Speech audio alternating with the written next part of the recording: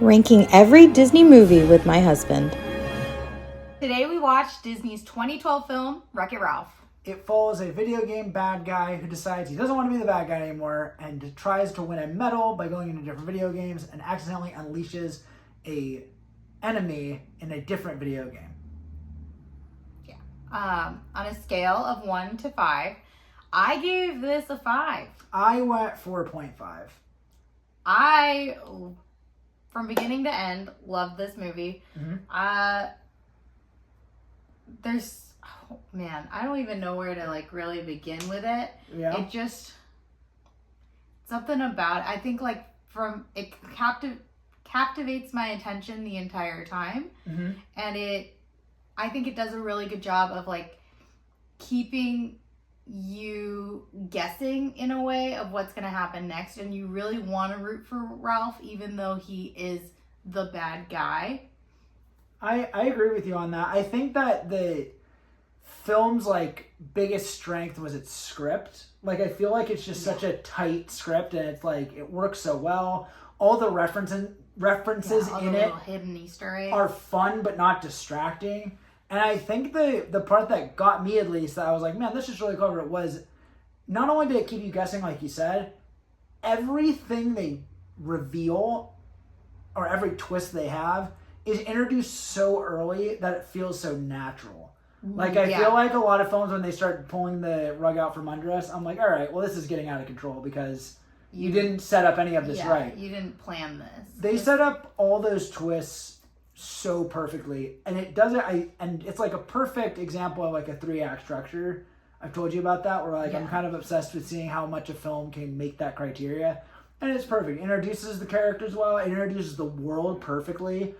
I really love the world it set out. And this was your first time watching it. Yeah, so I didn't grow up watching a lot of Disney movies, so I have a lot that I've never seen. Wreck-It Ralph is one of those ones that I have been told I would love, but I was always, it got to a point where I was like, oh, they're going to tell me how much I love it, then I'm going to watch it and be disappointed. I didn't feel that way at all. I was shocked you'd never seen it. I loved everything about this flick. I think that my favorite part of it was actually the voice cast.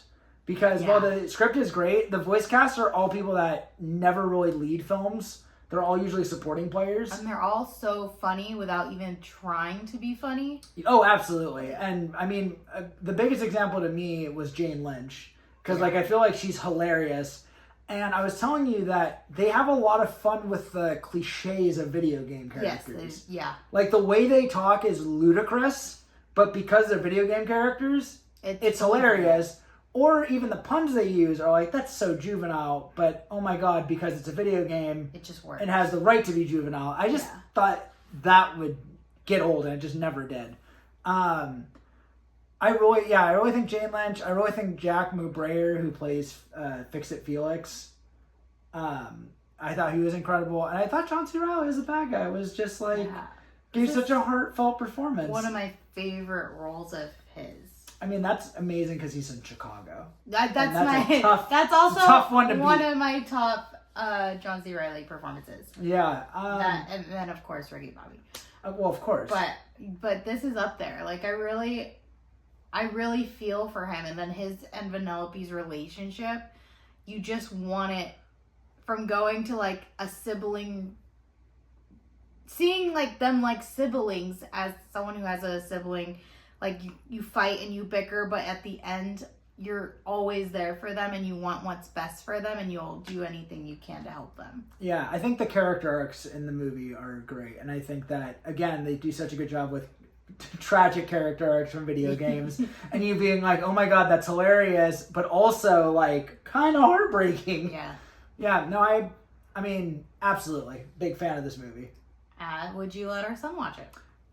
I absolutely would. I feel that, I know we kind of talk about how we want to introduce screens to his life, and we're very careful with that.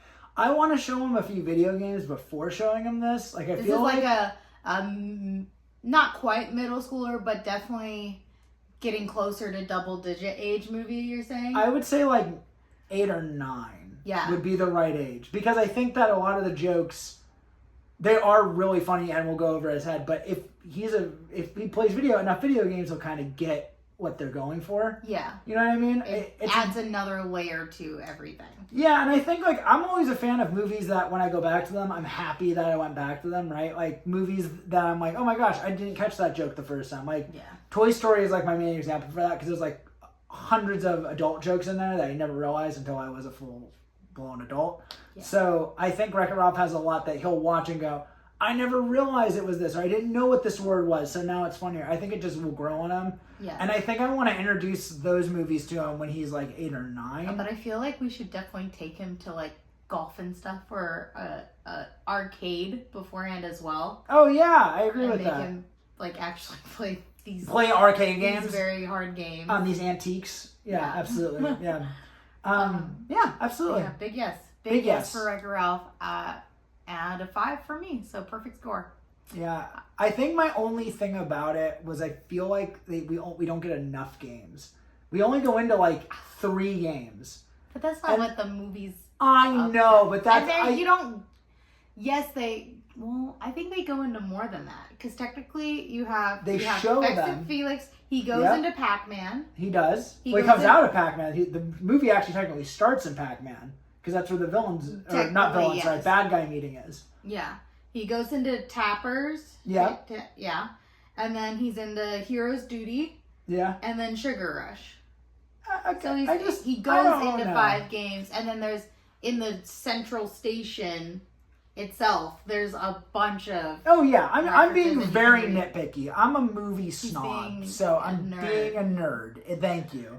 So yes, my score is not 5 out of 5 only because I was like I just want a little more, but I've been told I get a little more in the sequel. You just wanted to go into Spyro.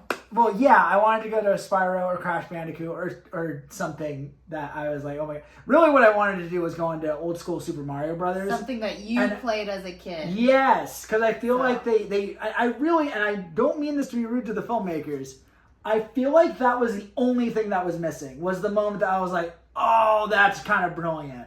Where like, I don't know, like if they went into the Mario Brothers game, yeah, I probably would have been like, or Donkey Kong or something like that. I probably would have liked it a little more because I liked all the made up games they made too. Yeah. So that was the other side of that. Yeah, I never played video games as a kid. I understand. So, like, did you even go to an arcade when you were a kid though? No.